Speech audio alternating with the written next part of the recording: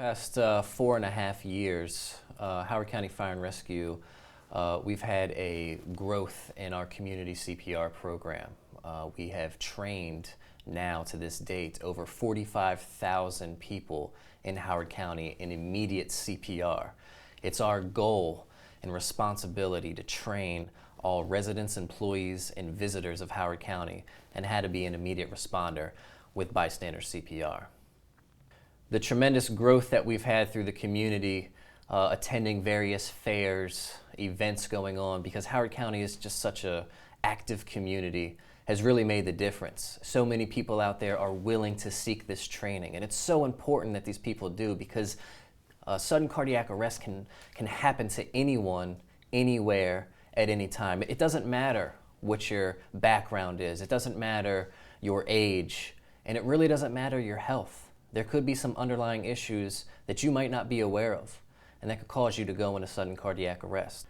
So I'm always asked whenever I teach a hands-only CPR class from an individual or a participant, they always say, "So have you ever done CPR on someone?"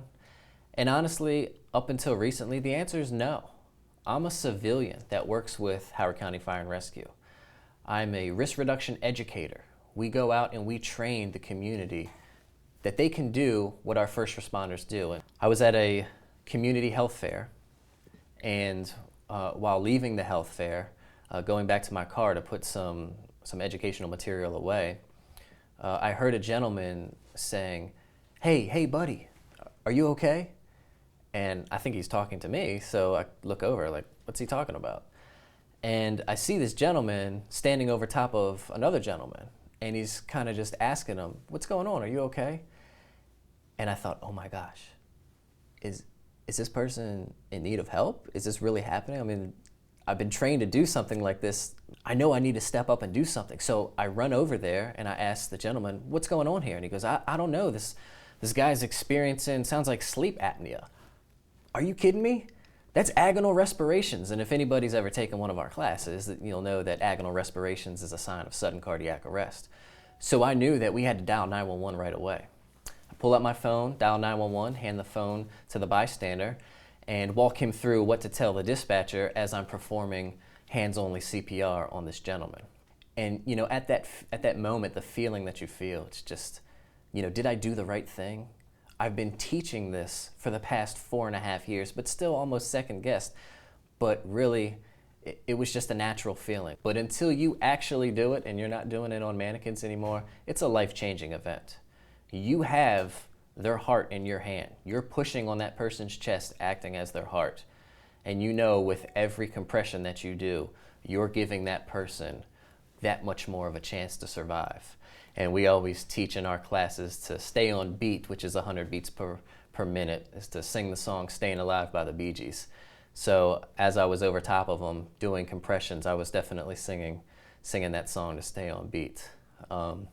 Our dispatchers did a great job of alerting the paramedics and bringing them over as quick as possible.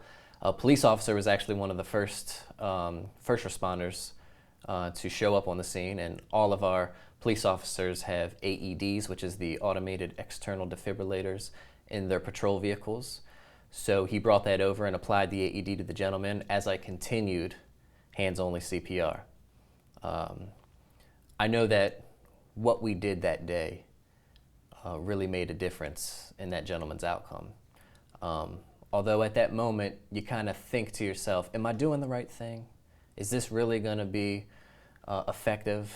And the answer is yes, because fortunately that gentleman was able to survive.